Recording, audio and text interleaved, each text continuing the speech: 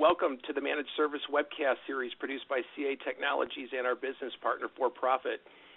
Shortly, I'm going to introduce Lane Smith. He's our guest speaker from For Profit and our subject matter expert on today's topic, pricing and packaging. The series of webcasts that we're putting together build on each other and are designed to help you develop and advance your managed service practice. Today's the third in our webcast series, all of which are archived for future reference. Our past two webcasts talked about VARs transitioning to the MSP model and needing to operate more like a vendor. And the second was talked about how to make your service offerings much more compelling to your buyer.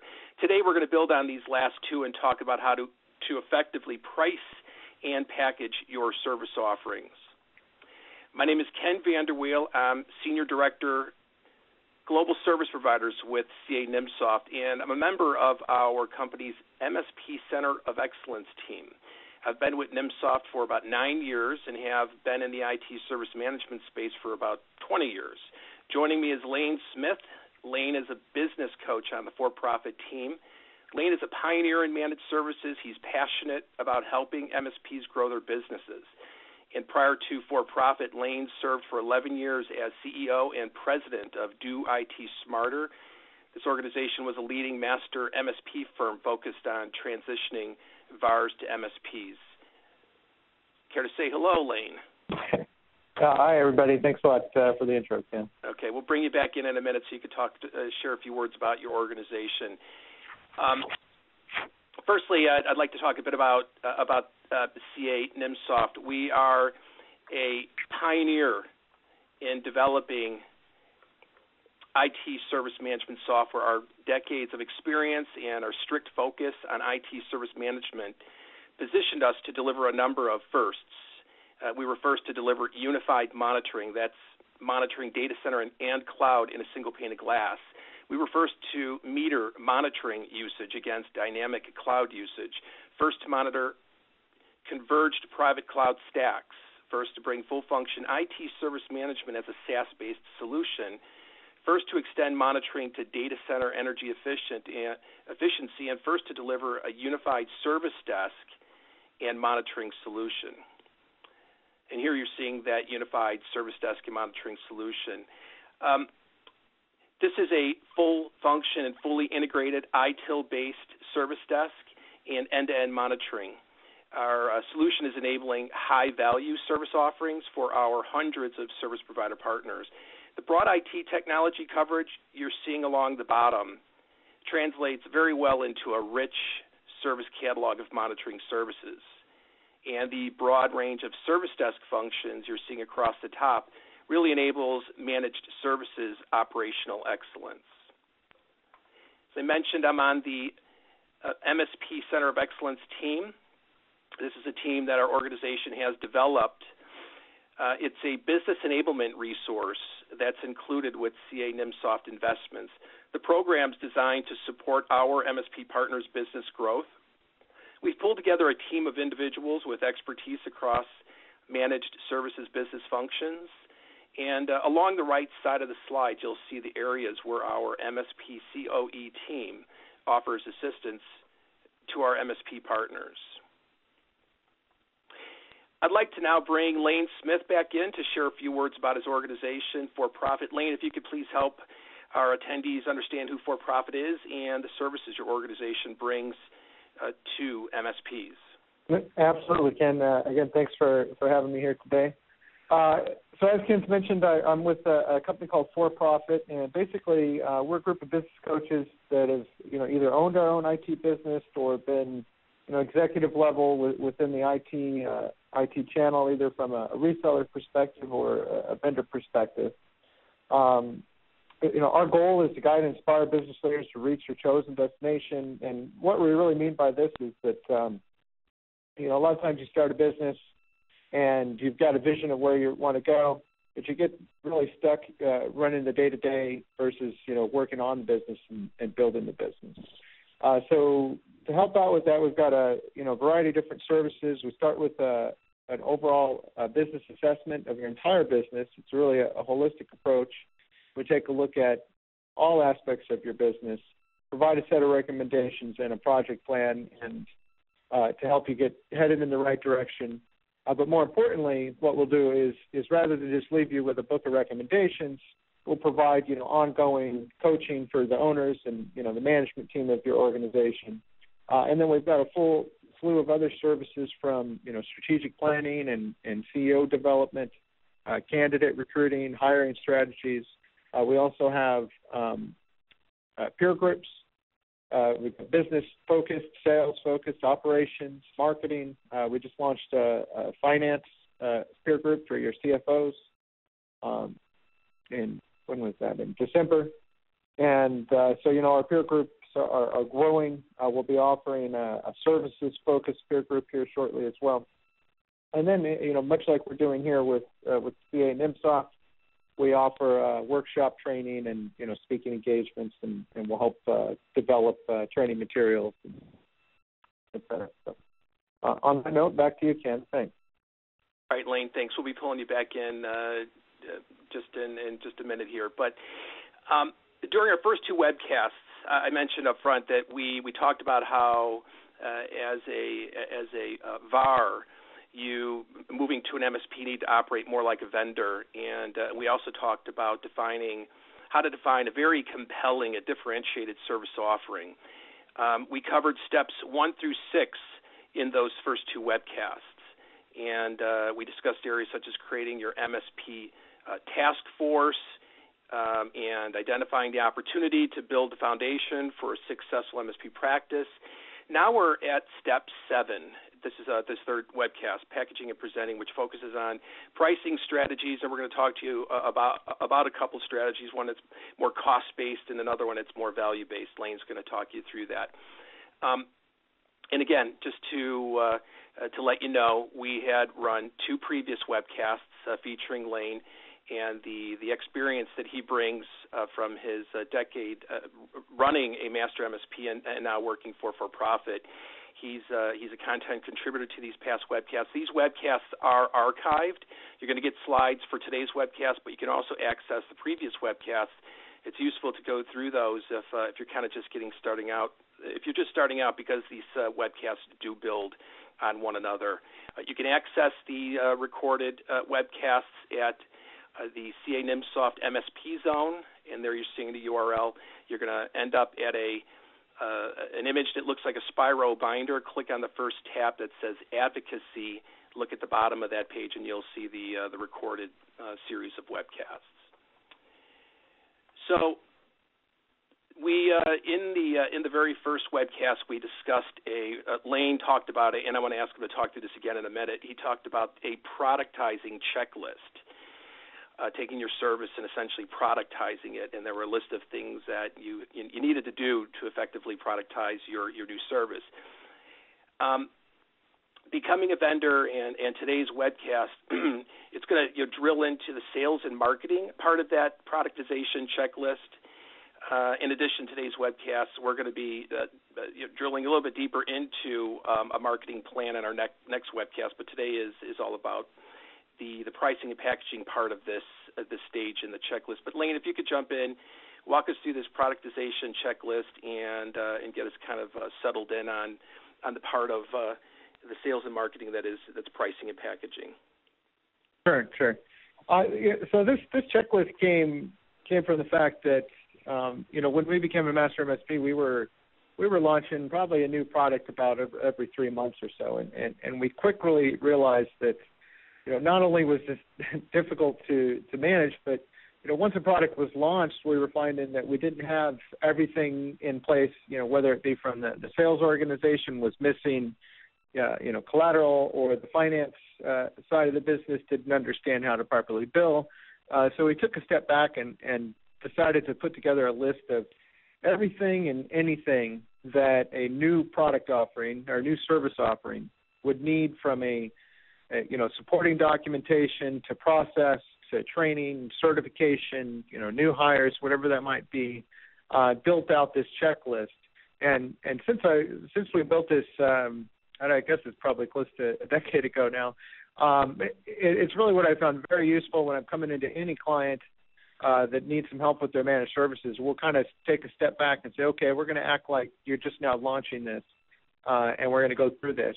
And I have yet to find a partner that had everything checked off on this list and was just rocking and ready to go. And what we find is once we get through this, they have an organization that's much more prepared to grow the business in a scalable manner and have some success. So if you missed the first webinar, I think it was the Becoming a Vendor webinar that we talked about this.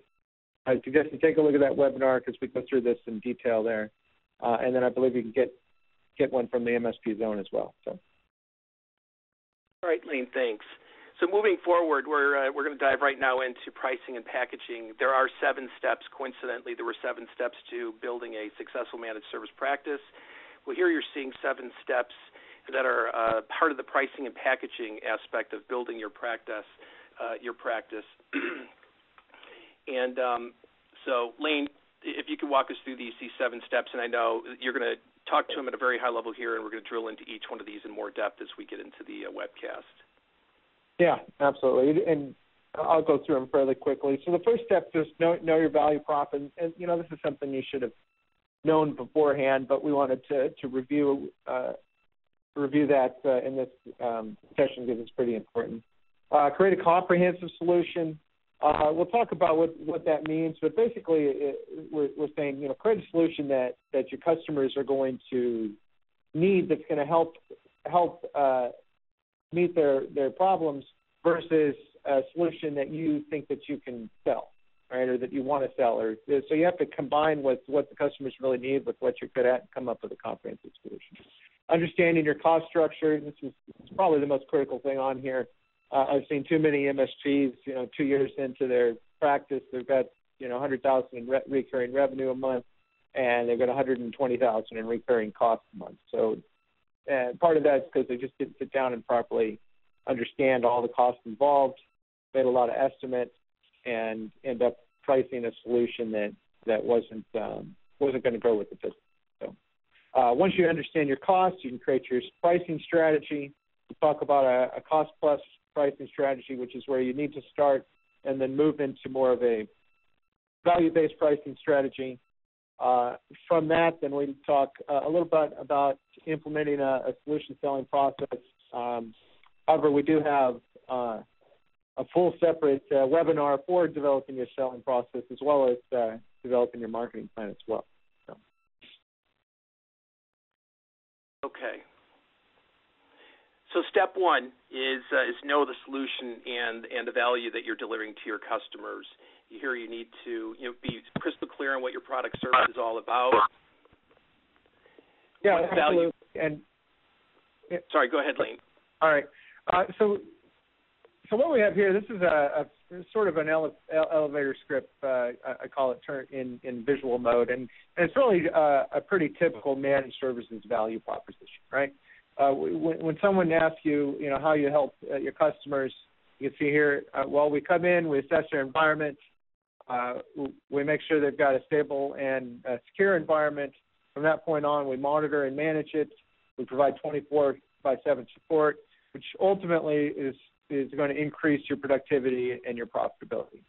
So that is pretty much the managed service value proposition. The key for you, though, is to take this value proposition and then apply your expertise and your differentiators to create what's going to be your unique value proposition, which would be different from the other managed service providers in your market.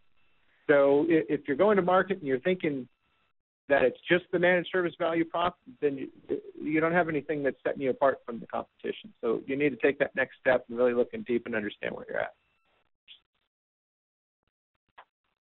Lane, step 2 is you advise create a comprehensive solution, one that is value-based. Can you give us a definition of what comprehensive means here? Sure, absolutely. So this is kind of a wordy slide, and it actually comes from a CompTIA survey they did last year. I think it was 2011. But I wanted to bring out, there's 2 points that we're going to touch in this webinar. The first one, it was actually to the right side of it, which is that top MSPs tend to avoid multiple pricing levels, such as gold, silver, and bronze. And that's really what I'm talking about when I'm saying create a comprehensive solution. So by coming out with that tiered structure that says, bronze, silver, gold, you decide which one you want, Mr. Customer, and we'll sell it to you, is really, basically you're just telling the customer, look, we're not really concerned with what your needs are. We just really like to sell you something, and if you don't have the budget for the gold, then we'll sell you the silver as well. So the difference is with the comprehensive solution is the customer comes to you and says, hey, I have a need. And the response is, okay, well, tell us about your need, and we'll develop a solution for you. And that may sound like I'm trying to say you're going to have to create a custom solution for all your customers, but in reality is you'll have sort of that tiered structure in the background, but as far as what's outward facing towards the customer, all they're ever going to see is something that was comprehensive and addressed their particular needs. And we'll drill into that a little bit more in the next slide as well. The other part here on the left, which is, the MSPs earning the most profit, price their services based on the value to customer. And this is how we're going to end off in the session today, is talking about value-based pricing. Basically, you've got two pricing models, cost plus, which is where you take your cost, you mark it up, and then you got value-based pricing, which is where you understand the value of the solution to the customer and then price it accordingly. Okay. So on that, let's we'll move forward here. So here, Lane, in the last slide, you enunciated one of the quotes that said that top MSPs tended to avoid multiple level pricing. However, kind of that tiered pricing. On this slide, the graphic seems to depict two service levels. You have a silver and a gold. It seems that there's a struggle with where and when to leverage a tiering structure. Can you help us understand how tiering can support a value-based solution? Absolutely. What I found is that, a total full gold package is not what all of your customers need, right? And I'm sure you've already discovered that as well, as if you're trying to sell stuff and, say $5,000 a month and the customer is just way out of their budget, but they really need some help. And that's where the bronze, silver, gold pricing model came from. But as I mentioned earlier, the challenge with that is you're really just having a pricing discussion. Okay, which level do you want the most versus creating a solution that you believe the customer needs. So I do recommend that you have a tiered structure in the back of the, sort of as your internal guide, right?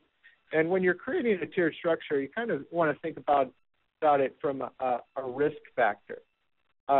There's going to be a minimum set of services that your customer is going to need from you fairly, across the board. So you can see in this example, it's, monitoring, event log monitoring, application monitoring, you're checking the backups, you're maybe doing some incident creation and some basic admin.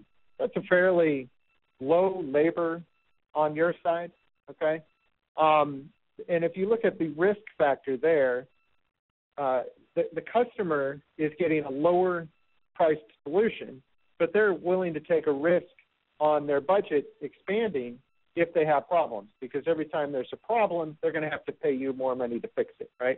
So in that scenario, the risk is on the customer.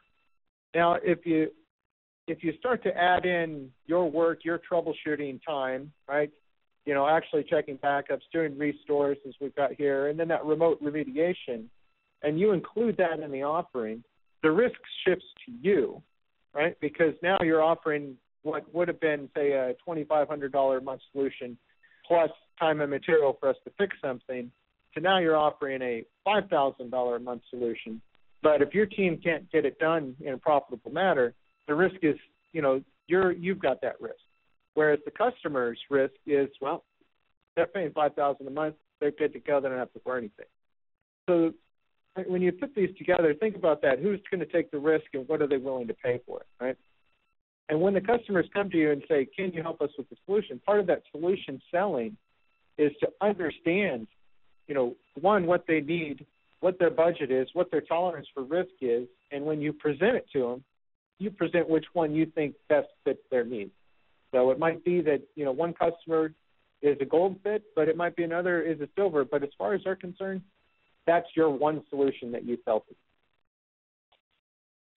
Lane, when I look at the the do's and don'ts and the one thing that I'm picking out that seems to be the strongest point is don't take this while it's very important to have a tiered structure for a more sound back-end operation, so it's clear to you internally what services you're able to deliver to the customer.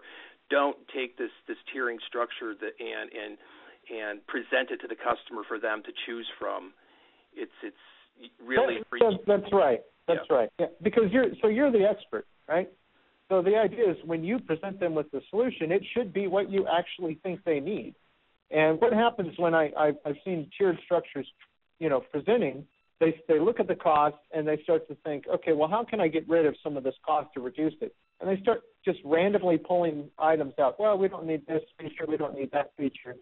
And then you end up with this hodgepodge offering that, one, starts you off on the wrong foot because you're supposed to be, a trusted advisor for the customer, yet, they're not listening to what you've recommended.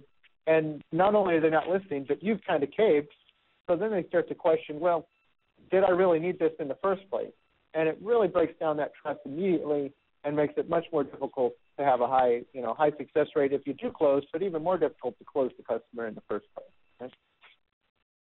Yeah, so selling a comprehensive solution, crafting a comprehensive solution is the same thing as having a consultative discussion with the client, clearly identifying their need, and then mapping the appropriate service tiers and offerings to best meet that need. That's kind of a key point here. Absolutely. All right, so let's move on. That's step 2, creating a comprehensive value-based solution. Step 3 is to now understand your cost structure.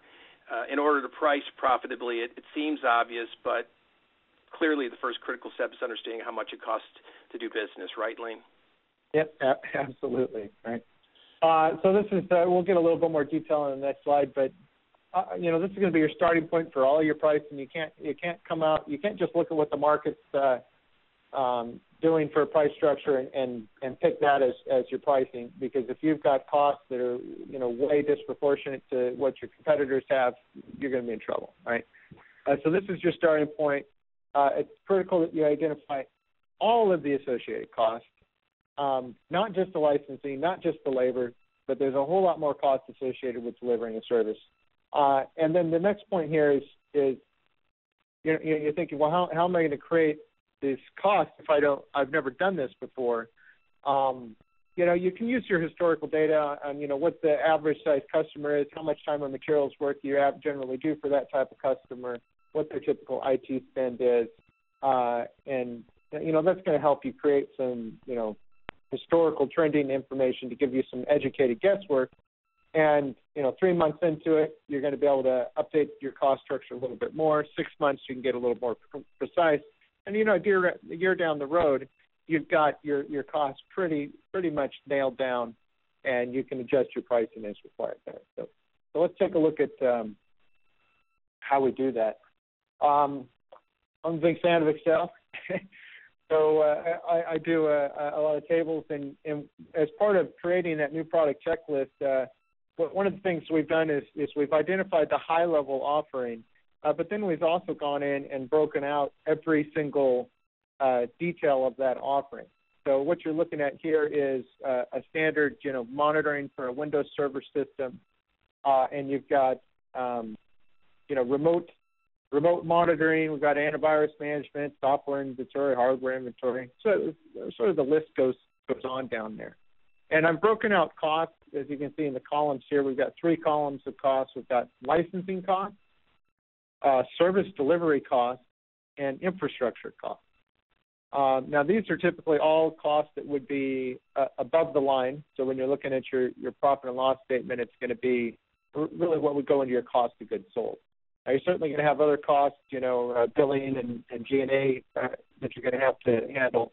Really, the key is to understand your cost of goods sold to begin with. And it's it's a fairly simple exercise where you go through, you say, okay, well, our monitoring costs, the licensing, well, that's from Nimsoft. But we're also including some antivirus. That's an extra couple dollars as well. As you can see here, in the inventory, well, that's already included with the Nimsoft license, so you're good to go. and now we've got patch management. Well, that's an extra couple dollars. And by the way, these aren't actual Nimsoft licensing numbers. It's just for exercise here today. And then you start to take a look at your service delivery costs. And when you're just monitoring something, you don't have any delivery costs there. But once you get down into administration and your remote troubleshooting, that's where you start to add some cost up. And then also when you get into your reporting, I'm sure you've heard of the QBR, the Quarterly Business Review. That's the part that takes a reactive monitoring solution and turns it into a proactive component. So you want to make sure you include costs for that. And this is a lesson that we learned with my organization, where we got to a point where we had one guy that was pretty much just dedicated full time to analyzing customer data, going out there, holding the QBRs with the customer. And the problem was is we hadn't factored that person's cost into our pricing structure. So we had, rather than being at a cost of goods sold that we wanted to be at, we were much, much less because we had an extra headcount in there. So we had to go through over the course of, 18 months or so and renegotiate all of our contracts so that we could factor in this additional cost so that we could get to the cost of goods sold that we wanted to be at to make the business succeed. And then the final cost is, your infrastructure. So what if you bought Nimsoft as an example, you've got a server investment there. You might be paying co-location fees. You probably have internet access fees. You might have other software, remote control software. You might have antivirus servers or whatever it may be. Take the infrastructure, look at your maximum load that you can handle on that infrastructure, say 10,000 nodes or 10,000 devices or whatever it is, and amortize that into this single device cost we're looking at, which will ultimately give you your cost of, you can see down here at the bottom right, we're at $150. So had you just started off with saying, well, I think the market's going to bear $150 for server management, and went to market with that, you'd see that very quickly you're selling at cost and you're not making any money. So that's why this exercise is so critical to growing your practice. All right, Lee, let's talk about the two ways to, in fact, make money. So now that we've established a cost baseline through the exercise that you've detailed in that previous slide, now it's a matter of how much to mark up. Here you're presenting two ways or two pricing approaches. It'd be interesting to know which of these two approaches would maximize profits for our MSP attendees. Do you want to take it and guide us down the right path? Absolutely. All right, so I mentioned there's two specific models we're talking about today. Cost plus, least profitable. It's definitely your easiest to price, and it's a quicker sales cycle, although it's not necessarily a successful sales cycle. We'll talk about that in a moment. And then pricing on value is obviously your most profitable. The much longer sales cycle because you really have to start to understand the value that you can bring to the customer and how that relates to their business so that you can then come up with a pricing strategy that makes sense for them. Okay, so you're going to walk us through the first of the two examples now, so we're clear on that, and then the next is as we get deeper in. But this is the cost plus pricing strategy. Yeah, absolutely. So, and this is a really basic one. You identify your gross margin target. Typically for an MSP, you want to be in that 40 to 60% range. Obviously, you want to be on the upper end of that range is best in class. The lower end of that range is going to be good. But without being in there, you're going to have a difficult time actually getting your net profitability where you want it to be. So it's going to be critical. And what we're saying here is really you're taking your cost of the device, say $150, multiply that times 2. That's going to put you right in there at a 50% cost of goods sold range, and your sales price for that service is $300 per buck, right? Pretty basic strategy. No complexities there once you've identified the cost, right? Seems like a pretty good way forward. $300 per server, $150 in the pocket. It seems like we could just stop here and go to market with that, right? Yeah, sure. You could, Ken, right? But that's not the. I'm sure a lot of people will and are having a lot of success with that. So it's not like it's a bad pricing strategy, but it's just one of two, and we want to show the ways as well. So let's take a look at actually a pricing strategy, and what we're going to kind of do is go through one customer. We're going to look at a cost plus pricing strategy with them, and then we'll also look at sort of a value-based pricing strategy. And I've kind of had fun with this exercise. I've done this in in-person workshops, and it really is designed to get you thinking. So some of the numbers we're going to put here, maybe be a little unrealistic. You're going to think, wow, this isn't real. But the whole point of it is to get you to start thinking outside of that cost plus pricing model and start thinking about how other ways you can price your strategy to make yourself more profitable, right? So let's take a look at this customer profile. We got a garden broker. This was an actual customer of mine many, many, many years ago. 25 employees, 2 servers, 1 firewall. Basically, what they did was they sold plants to nurseries. Right? They did $5 million in annual sales.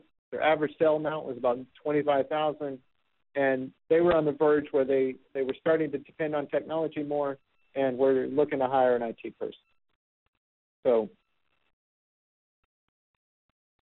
if you look at a cost plus pricing model, and these numbers are actually different than what we just went through with you, but you can assume that we're at a 50% markup here, and we're offering them just help desk support and remote monitoring and management, and we're at $3,500 a month.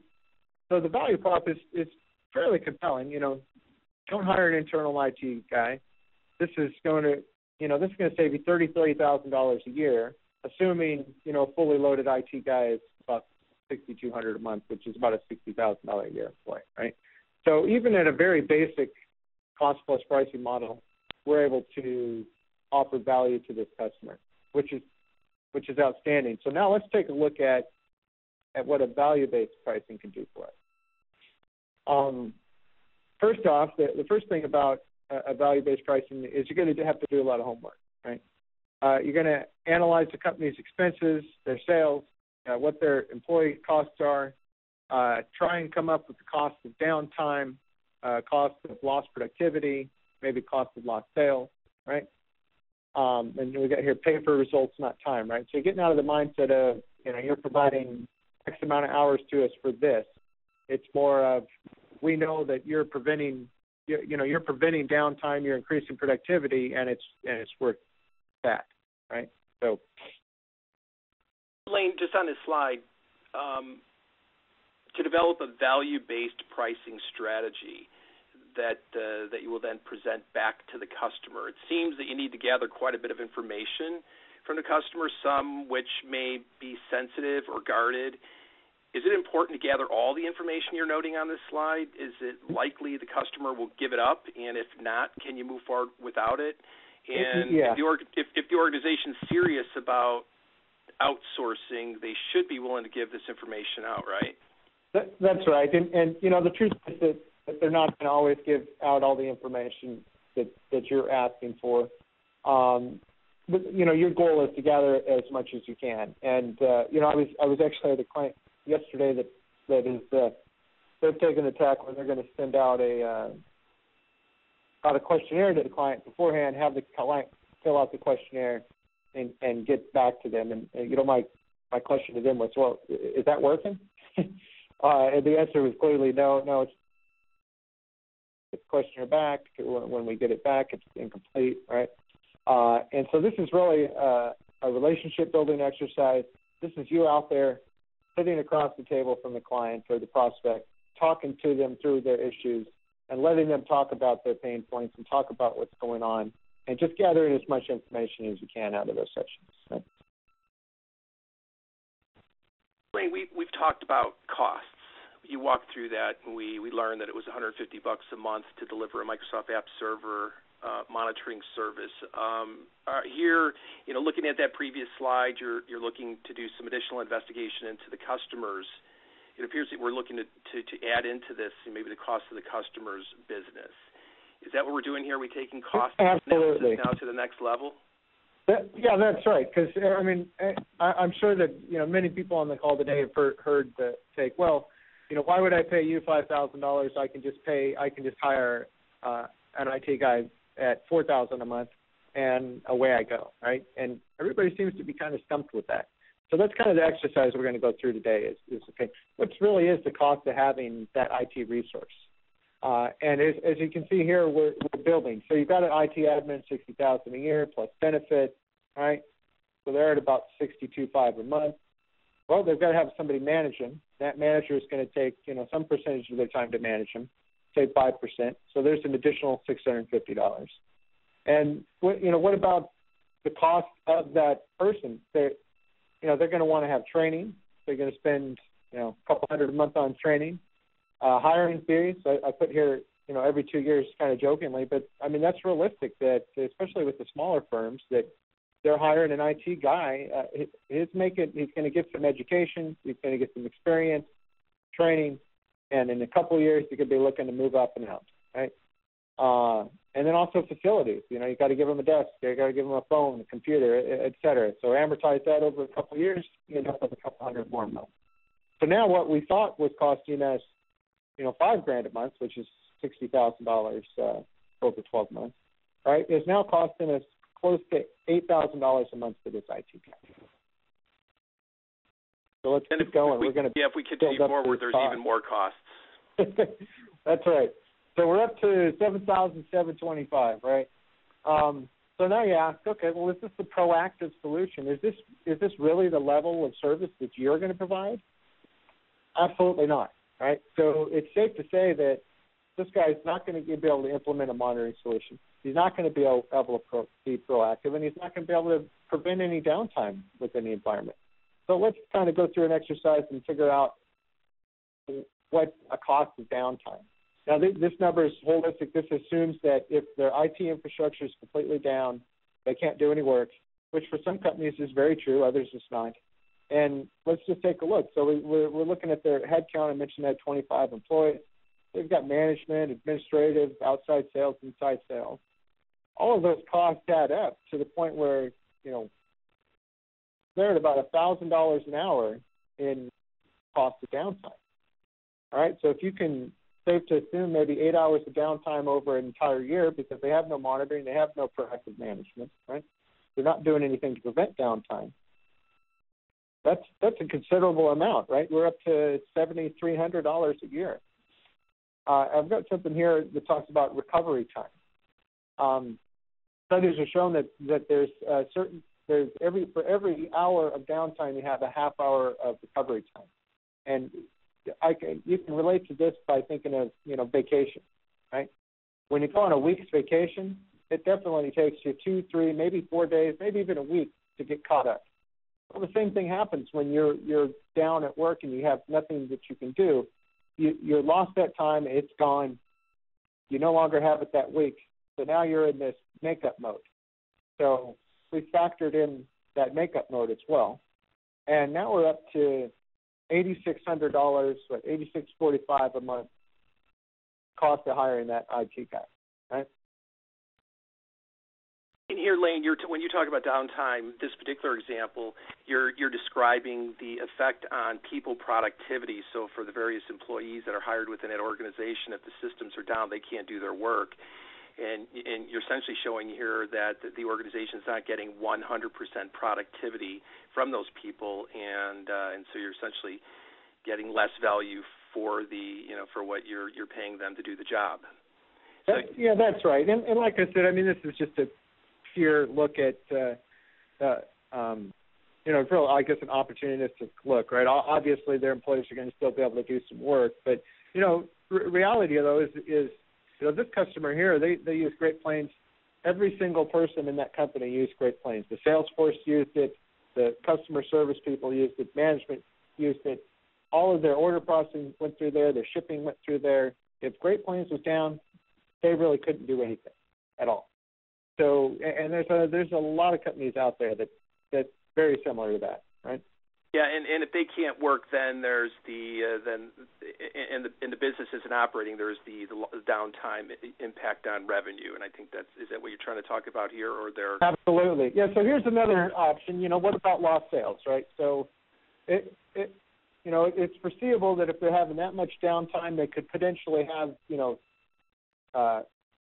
downtime that's happening while they're trying to get a critical sale or while an order is coming through, miss that order and lose that business, right? And so what we're saying here is we had mentioned one sale per year, or their average sale is $25,000. What we're saying here is, if they lost just one sale, just one, out of their $5 million in revenue, they just lost one $25,000 sale a year, what would that look like from the cost? And you can see, let's add that up. We're up to $10,720 for hiring that IT guy versus going with you, proactively focused MSP, right?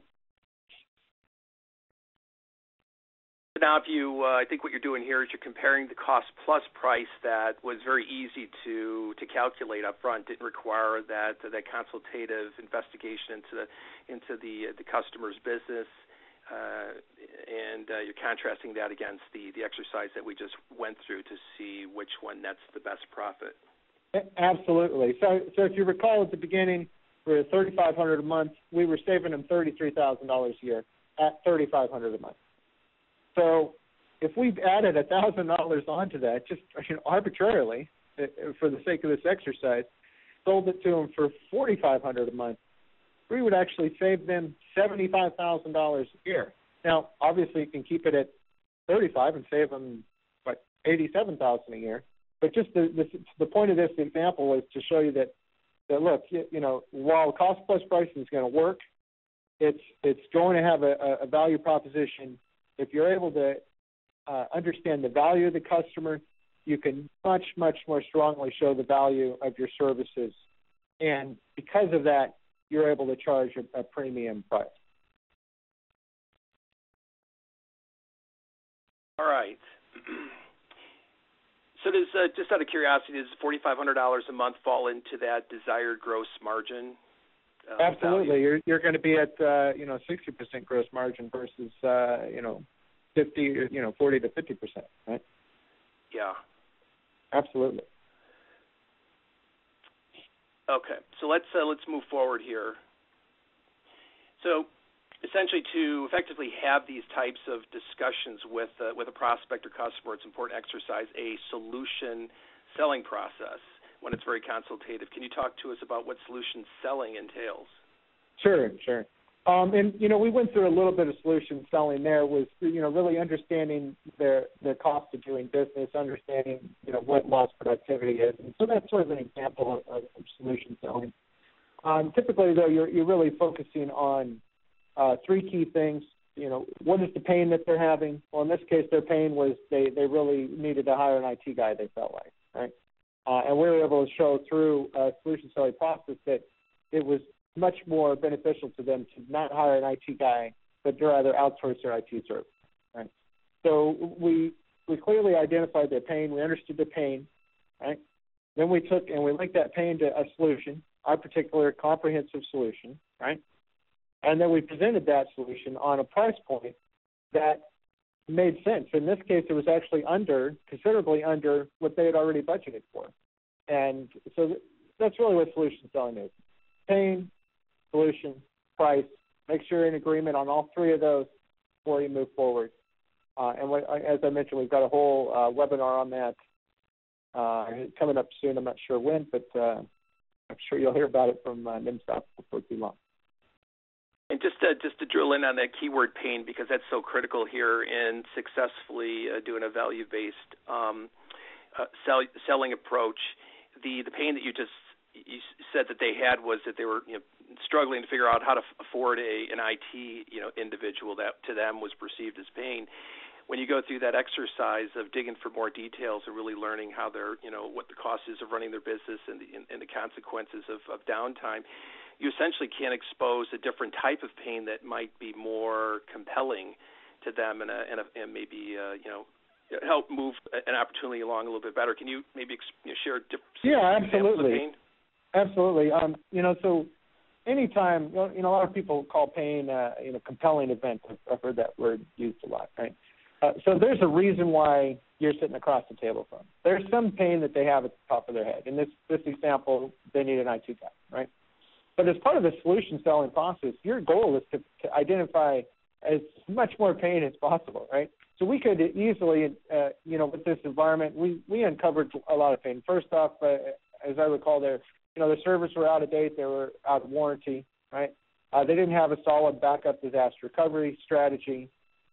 The Great Plains implementation was on a very old server, was very much slowing down the entire organization. So the ultimate solution that we came in here with this customer was we brought in a Great Plains expert. We sold them a bunch of new servers.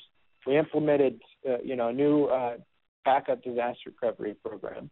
And that was all because we took this solution selling approach versus them calling us up saying, hey, we want to quote on IT, us saying, okay, what would you like, bronze, silver, gold. All right, gold, here you go. Here's your $3,000 a month. And then, hoping for the best, we took that solution selling mindset. Okay, that's great. You'd like some information from us, but we've got to understand your business and understand what you really need before we can give you a true proposal.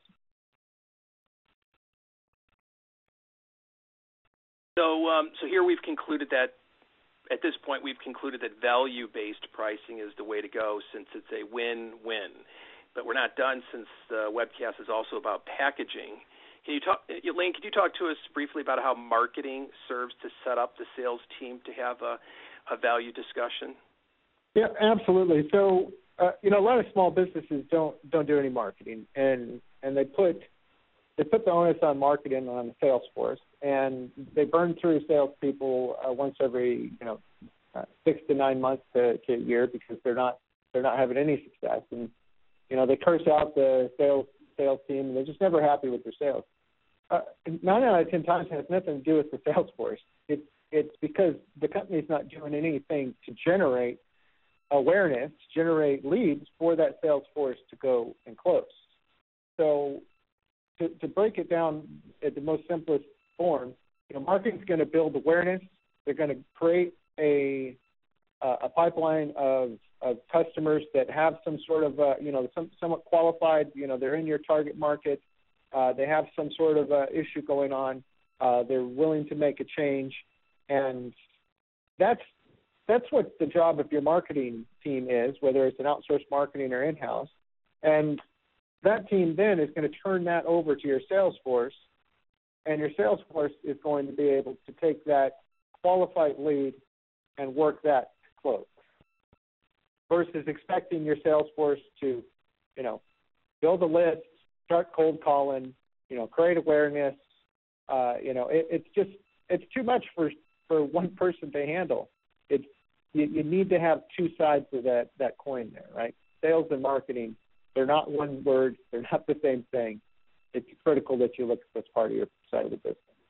Right, and I could see marketing assisting in another way as well, in that the marketing team, in large part, will be the one who pulls together messaging that gets posted on the company website that prospects will typically review before connecting with the service provider, and that messaging could talk to the way in which they approach an outsourcing opportunity and talk to the value-based approach to get the prospect thinking, this organization is going to come to me and inquire about my needs and try to fashion a solution that meets the need. If you can kind of get them in that mindset before the rep even picks up the phone, so that the prospect knows that's the conversation they're going to have, might make it a little bit easier to get the information the rep needs to build that solution and forge forward with that better approach. Absolutely. And then, one other thing, Lane, something that I've seen, what's your recommendation on MSPs advertising their pricing on their public websites? I recommend against it. It's immediately taking the conversation out of value. It's immediately putting on price, and it ensures that you're not going to be able to have that profitable discussion, right? You've listed a price. It's only going to come down from there. It's not going to go up. It's not going to get better. Whereas if you hold the price until you actually deliver that proposal, as we showed in this example here, you might price it actually higher than what you would have listed it on your website for. All right, so Lane, we've walked through the 7 steps for successful pricing packaging, but once you've gotten through those steps, you're definitely not done, right? That's right. That's right. I think of I guess I look at businesses as drafts, right? You got first draft, second draft, third draft. So get the first draft out, start working on it every quarter. Take a look, what worked, what didn't work. Continually improve, right? Continue to train your sales force, continue to train your technical team, focus on process, focus on keeping those customers happy, just continually improve your business. Right? Yeah. All right, so thank you, Lane. We're pretty much at the end here. I wanted to point out to our attendees that this is the full list of 12 webcasts that we're going to be running up through to the end of March. This is our third today. If you did go to the MSP Zone while we're on the webcast, you'll notice that there's a couple of other webcasts that we're going to be bringing live.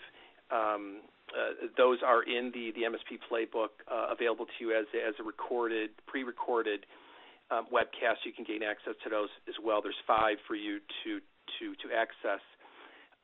But we'll be bringing 2 additional ones to you live. The next one that we're going to be bringing live is we're going to be featuring